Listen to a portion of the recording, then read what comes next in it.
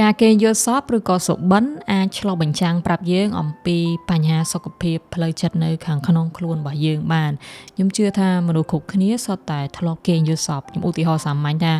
គេងយល់សប្តិថាត្រូវគេដេញយល់សប្តិបាក់ថ្មិញយល់សប្តិថាខ្លួនឯងធ្លាក់ពីលើទីខ្ពស់ឬក៏យល់សប្តិថាយើងទៅណាប៉ុន្តែរត់ទៅអត់ទាន់ទេចេះតែខកជើងរហូតបងប្អូនតាគ្នាឬក៏ពេលខ្លះយល់សប្តិថាខ្លួនឯងកំពុងតែវង្វេងនៅទីកន្លែងណាមួយ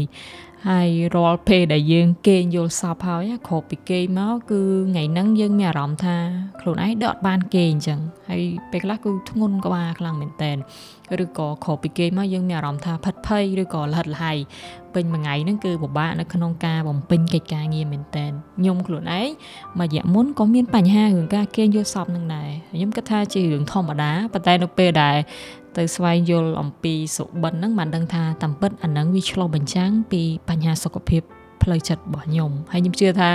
ប្រហែលជាវាអាចផ្ដល់ជាប្រយោជន៍សម្រាប់បងប្អូនទាំងអស់គ្នាអញ្ចឹងតិចទៀតខ្ញុំនឹងមកបង្ហាញប្រាប់បងប្អូនទាំងអស់គ្នាថាអត្ថន័យដែលយើងសុបិនមិញហ្នឹងវាឆ្លុះបញ្ចាំងអ្វីខ្លះពីបញ្ហាសុខភាពផ្លូវចិត្តរបស់យើងទាំងអស់គ្នាហើយមួយរយៈក្រោយនេះខ្ញុំបាន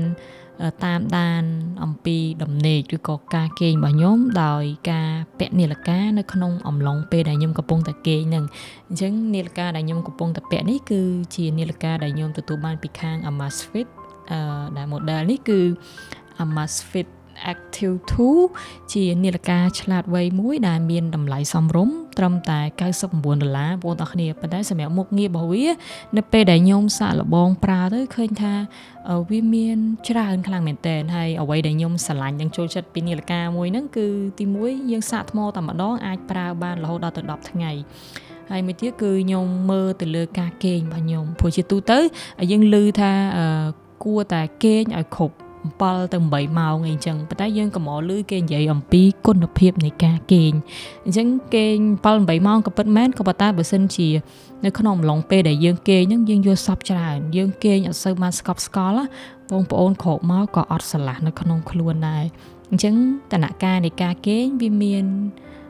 ដំណាក់កាលរបស់វានីមួយៗដែលយើងអាចមើលដឹងបាននៅពេលដែលយើងពាក់នាឡិកានៅក្នុងអំឡុងពេលដែលយើងគេងនឹងឯងអញ្ចឹងការគេងយល់សប្តិឬក៏បើសិនជាមួយយប់ហ្នឹងយើងគេងលក់ស្កប់ស្កល់មានតិចពេកគឺក្រោកមកយើងដឹងខ្លួនហ្មងមានអារម្មណ៍ថាអត់ស្រឡះក្បាលទេហើយខ្ញុំប្រើនាឡិកាមួយទៀតគឺសម្រាប់ការហាត់ប្រាណអានេះក៏ជួយខ្ញុំបានច្រើនដូចគ្នាដោយសារតែវាស្រាលវាងាយស្រួលអញ្ចឹងនៅពេលដែលយើងចង់រត់ហាត់ប្រាណឬក៏យើងទៅខាងក្រៅអីពេលខ្លះសម្បីតែខ្ញុំរត់ទៅលើម៉ាស៊ីនអីខ្ញុំអត់ចាំបាច់មានទូរស័ព្ទដៃនៅលើខ្លួនទេអញ្ចឹងវាងាយស្រួលមួយយ៉ាងដែរហើយបើសិនជាបងប្អូនទាំងអស់គ្នាចាប់អារម្មណ៍ពីនាឡិកាមួយនេះក៏អាចចូលទៅក្នុង page របស់ Amazfit Cambodia ដែលខ្ញុំដាក់នៅក្នុង description ខាងលើបានអញ្ចឹងឥឡូវត្រឡប់មកនិយាយពីរឿងសុបិនតិចទៀតខ្ញុំនឹងបង្ហាញពីអត្ថន័យថារាល់ការគេងយល់សប្តិរបស់យើងនឹងវាឆ្លុះបញ្ចាំងពីស្ថានភាពផ្លូវចិត្តរបស់យើងរបៀបម៉េចប៉ុន្តែមុននឹងនិយាយពីអត្ថន័យហ្នឹងក៏ចង់ឲ្យបងប្អូនទាំងគ្នាដឹងដែរថាជាទូទៅរាល់ព័ត៌មានទាំង live ដែលយើងទទួលបានមិនថាតាមរយៈការមើលឃើញការស្ដាប់ឮឯងវាចូលទៅក្នុងខ្លួនរបស់យើងទាំងអស់ទាំងអ្វីដែលយើងចូលចិត្តអ្វីដែលយើងមិនចូលចិត្តឬក៏រឿងរ៉ាវឧបសគ្គបញ្ហានៅក្នុងជីវិតអីក៏ដោយបងប្អូនទាំងគ្នាទោះបីជាពេលខ្លះយើងថាយើងអត់ចង់គិតពីវាក៏ដោយប៉ុន្តែវានៅក្នុងខ្លួនរបស់យើងនឹងឯងវាកប់ជ្រៅចូលទៅក្នុងជំរឿចិត្តណាអញ្ចឹង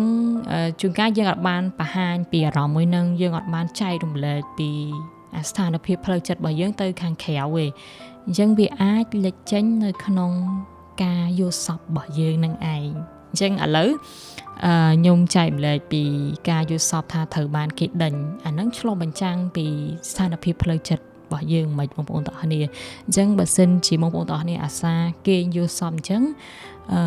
ប្រហែលជាបងប្អូនទាំងគ្នាអាចនឹងកំពុងតែស្ថិតនៅក្នុងស្ថានភាពមួយគឺយើងមានការថប់បារម្ភច្រើនឬក៏យើង anxious anxiety អីចឹងទៅព្រោះមានន័យថាយើងកំពុងតែជួបបញ្ហាណាមួយដែលយើងព្រួយបារម្ភហើយយើងអត់ចង់ទទួលយករឿងហ្នឹងឯងអាចថាក្នុងអំឡុងពេលហ្នឹងស្ថានភាពផ្លូវចិត្តឬក៏ជីវិតរបស់យើងកំពុងតែជួបនៅរឿងសោកសង្រេងអ្នកផ្ទះឈឺឬក៏យើងបែកបាក់ស្នេហាយើងបាត់បង់ការងារដែលយើងខ្លួនឯងអត់ទាន់ទទួលយកស្ថានភាពមួយនឹងបានយើងចេះតែចង់រត់គេចពីអារម្មណ៍មួយនឹង អញ្ចឹងនៅក្នុងការគិតរបស់យើងគឺយើងតានតឹងយើងពិបាកប៉ុន្តែពេលខ្លះយើងអត់បានបញ្ចេញអារម្មណ៍ហ្នឹងឬក៏យើងអត់អាចទៅនិយាយពីរឿងហ្នឹងប្រាប់នរណាម្នាក់បានទេយើងចេះតែគិតនៅក្នុងការគិតរបស់យើងអញ្ចឹងទៅហើយនៅពេលដែលយើងគេងគឺយើងអាចយល់សប្តិឃើញថាខ្លួនឯងកំពុងតែត្រូវបានគេដេញអីចឹងទៅអាហ្នឹងមួយហើយយល់សប្តិទី2គឺតាក់ទងជាមួយនឹងការយល់សប្តិឃើញថាខ្លួនឯងបាក់ធ្មេញអានេះខ្ញុំជឿថាសម្រាប់អ្វីដែលយើងធ្លាប់ដឹងកន្លងមកគេថាការយល់សប្តិឃើញខ្លួនឯងបាក់ធ្មេញហ្នឹងគឺមានន័យថាសមាជិកផ្ទះអ្នកផ្ទះឬក៏សមាជិកគ្រួសារយើងប្រហែលជាគាត់អាចធ្លាក់ខ្លួនឈឺអីចឹងប៉ុន្តែតាមរយៈអ្វីដែលខ្ញុំបានអានពីអ្នកជំនាញខាងសុបិនឬក៏គាត់សិក្សាទៅលើរឿងយល់សប្តិហ្នឹងគេថាបើសិនជាយើងយល់សប្តិឃើញខ្លួនឯងកំពុងតែបាក់ធ្មេញហ្នឹងអាចថាស្ថានភាពជីវិតរបស់យើងពេលហ្នឹងយើងកំពុងតែស្ថិតនៅក្នុងសភាពផ្លូវចិត្តមួយដែលមានអារម្មណ៍ថាខ្លួនឯងអត់ល្អគ្រប់គ្រាន់ឬក៏យើងកំពុងតែត្រូវបាននរណាម្នាក់គេវិនិច្ឆ័យឬក៏យើងអាចថាទៅចាប់ផ្ដើមការងារនៅកន្លែងថ្មីចូលរៀននៅសាលាថ្មីហើយយើងមានអារម្មណ៍ថាខ្លួនឯងដូចជាអត់ទាន់មានសមត្ថភាពឬក៏មានអារម្មណ៍ថាតិចត្រូវបានគេវិនិច្ឆ័យថាយើងអត់1 2 3អីចឹងទៅអញ្ចឹងវាជាក្តីបារម្ភដែលយើងមានមកលើខ្លួនឯងអាហ្នឹងគឺអ្នកជំនាញខាងសុបិនគាត់បកស្រាយអញ្ចឹងខ្ញុំអត់ដឹងថាបងប្អូនទាំងគ្នាយល់អញ្ចឹងដែរឬក៏ប៉ុន្តែអាចចាប់អារម្មណ៍មើលថានៅពេលណាដែលយើងគេងយល់សប្តិបាក់ធ្មេញថាតើសភាពផ្លូវចិត្តរបស់យើងពិតជាអញ្ចឹងដែរឬក៏អត់ចូលទៅដល់ការយល់សប្តិទី3ដែលយើងអាចថាគេហ្នឹងគឺយើងភ័យយ៉ាងមែនតើព្រោះមានអារម្មណ៍ថាខ្លួនឯងកំពុងតែធ្លាក់ពីលើទីខ្ពស់អីមួយអានេះខ្ញុំគិតថាមានបងប្អូនធ្លាប់គេយល់សប្តិជាច្រើនអញ្ចឹងសប្តិហ្នឹងគឺឆ្លុះបញ្ចាំងពីស្ថានភាពផ្លូវចិត្តរបស់យើងដែលយើងកំពុងតែមានអារម្មណ៍ថាអត់ពេញចិត្តជាមួយនឹងជីវិតរបស់ខ្លួនឯងឬក៏យើងមានអារម្មណ៍ថាវាបាត់បង់នៅអត្ថន័យអ្វីមួយយ៉ាងហើយយើងកំពុងតែព្យាយាមគិតថាតើយើងគួរតែជ្រើសរើសដើរទៅផ្លូវមួយណាដើម្បីឲ្យជីវិតហ្នឹងមានអារម្មណ៍ថាវាល្អប្រសើរវាស្រស់ស្រាយមកវិញអញ្ចឹងអាហ្នឹងគឺជាស្ថានភាពផ្លូវចិត្តរបស់យើងពេលហ្នឹងដែលមានអញ្ចឹងដែលនាំឲ្យយើងគេងយល់សប្តិថាខ្លួនឯងកំពុងតែធ្លាក់ពីលើទីខ្ពស់ចូលទៅដល់ការយល់សប្តិមួយទៀតគឺយល់សប្តិថាវង្វេងអានេះក៏ខ្ញុំធ្លាប់យល់សប្តិចឹងដែរបងប្អូនទាំងអស់គ្នាអញ្ចឹងអាហ្នឹងវាឆ្លុះបញ្ចាំងពីអារម្មណ៍របស់យើងដែលកំពុងតែវល់ជាមួយជីវិតរបស់ខ្លួនឯងអត់ច្បាស់លាស់ឧទាហរណ៍ថាយើងសើបគប់មនុស្សម្នាក់ហ្នឹងឬក៏យើងជ្រើសរៀនជំនាញហ្នឹងទៅធ្វើកិច្ចការងារមួយហ្នឹងឬក៏យើងធ្វើការសម្រេចចិត្តទៅលើរឿងអីមួយហើយយើងរៀងវល់ថាអាហ្នឹងវាពិតជាល្អវាពិតជាស័ក្តិសមសម្រាប់យើងពិតមែនដែរឬក៏អត់យើងគិតច្រើនពីជំរឿសរបស់ខ្លួនឯងហ្នឹងបងប្អូនទាំងគ្នាអញ្ចឹងអាចធ្វើឲ្យយើងយល់សប្តិថាយើងកំពុងតែវែងនៅកន្លែងណាមួយបានដូចគ្នាចំណែកឯការយល់សប្តិមួយទៀតដែលយើងចេះតែមានអារម្មណ៍ថាយើងទៅអត់តន់សោះនៅក្នុងយល់សប្តិហ្នឹងវាថាទៅប្រឡងឬក៏ទៅជួបគេនៅក្នុងយល់សប្តិហ្នឹងវាចេះតែជួបបញ្ហាធ្វើឲ្យយើងទៅអត់តន់ការណាត់ហ្នឹងបងប្អូនទាំងគ្នាហើយហ្នឹងគឺខុសពីគេមកយើងភ័យខ្លាំងមែនតើអាហ្នឹងខ្ញុំជឿថាជាការយល់សប្តិដែលមនុស្សភាគច្រើនគាត់ធ្លាប់សុបិនឃើញដូចគ្នាអញ្ចឹងណាអញ្ចឹងអាហ្នឹងកើតចេញពីការព្រួយបារម្ភដែលយើងកំពុងតែមាននាពេលបច្ចុប្បន្នខ្ញុំឧទាហរណ៍សាមញ្ញមួយថាឧទាហរណ៍ថាស្អែកហ្នឹងខ្ញុំត្រូវថត podcast អីចឹងមានភ្ញៀវកិត្តិយសគាត់មកចូលរួមអីចឹងខ្ញុំចេះតែមុនគេយប់ឡើងហ្នឹងខ្ញុំព្រួយបារម្ភថាស្អែកតិចគ្របអត់តន់តិចខ្ញុំរៀបចំអានេះអត់ហើយរៀបចំអានោះអត់ហើយឲ្យតែមុនគេខ្ញុំបារម្ភពីរឿងហ្នឹងឬក៏មុនថតមួយថ្ងៃហ្នឹងណាគេងទៅគឺខ្ញុំយល់សប្តិថាទៅណាអត់តាន់មែនអាហ្នឹងគឺអានេះសម្រាប់បទពិសោធន៍របស់ខ្ញុំផ្ទាល់ណាប៉ុន្តែបងប្អូនទាំងគ្នាអាចឆ្លុះបញ្ចាំងមើលពីបទពិសោធន៍របស់ខ្លួនឯងណាប៉ុន្តែអាហ្នឹងខ្ញុំអាសាគេងហើយវិធីដែលខ្ញុំនិយាយថាជួយកាត់បន្ថយអាការគេងយល់សប្តិហ្នឹងគឺនៅពេលដែលខ្ញុំដឹងថាស្អែកខ្ញុំត្រូវទៅកម្មវិធីឬក៏ខ្ញុំមានកិច្ចសម្ភាសអីមួយដែលយើងត្រូវតែធ្វើវាឲ្យទាន់ម៉ោងណាមុនគេខ្ញុំអាចថាយើងសម្រួលដង្ហើមយើងសមាធិយើងប្រាប់ខ្លួនឯងថាអត់អីទេយើងបានដាក់ម៉ោងហូលការងារហ្នឹងយើងបានរៀបចំឲ្យរួចរាល់ហើយស្អែកហ្នឹងគឺយើងអាចធ្វើវាបានហើយអញ្ចឹងកុំឲ្យខ្លួនឯងមានការព្រួយបារម្ភច្រើនកុំឲ្យគិតច្រើនដកដង្ហើមចេញចូលមុនពេលគេងជួយកាត់បន្ថយការយល់សប្តិហ្នឹងបានច្រើនមែនតើបងប្អូនទាំងអស់គ្នាព្រោះដូចខ្ញុំ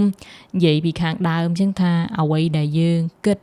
អ្វីដែលយើងមើលឃើញអ្វីដែលយើងស្ដាប់ឮបញ្ហាអីក៏ដោយនៅពេលដែលវាចូលមកក្នុងខ្លួនរបស់យើងហើយជួនកាលតួយើងថាយើងមិនចង់គិតពីរឿងហ្នឹងអីក៏ដោយប៉ុន្តែឲ្យតែយើងព្រួយបារម្ភឬក៏រឿងខ្លះវាកប់ជ្រៅចូលទៅក្នុងជំរឿចិត្តរបស់យើងអាចបញ្ចេញវាបានណាអាហ្នឹងគឺវានឹងលេចចេញនៅក្នុងការយល់សប្តិរបស់យើងហ្មងឬក៏បងប្អូនទាំងអស់គ្នាធ្លាប់អត់នៅពេលដែលយើងចង់បានរបស់អីមួយចង់បានឡានចង់បានម៉ូតូចង់បានទូរស័ព្ទដៃឬក៏អីក៏ដោយឬយើងចង់ប្រឡងបាននិទេសចង់បានអាហារូបករណ៍អីមួយអញ្ចឹងឲ្យតែយើងគិតពីរឿងហ្នឹងច្រើនថ្ងៃហ្នឹងគឺគេងចេះតែគិតពីរឿងហ្នឹង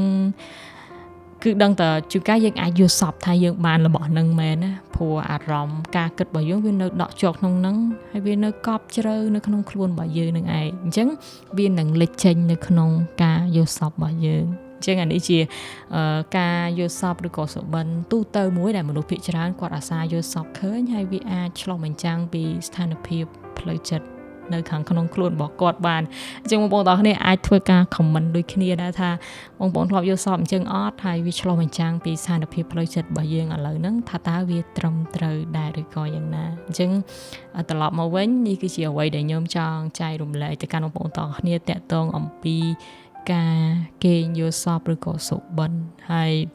បើសិនជាបងប្អូនទាំងគ្នាចាប់អារម្មណ៍ពីនាឡិកានេះគឺអាចចូលទៅកាន់ page Amazfit Cambodia បានដូចគ្នាអញ្ចឹងអរគុណបងប្អូនទាំងអស់គ្នាម្ដងទៀតសម្រាប់ការទស្សនាវីដេអូមួយនេះហើយយើងជួបគ្នានៅវីដេអូក្រោយបន្តទៀត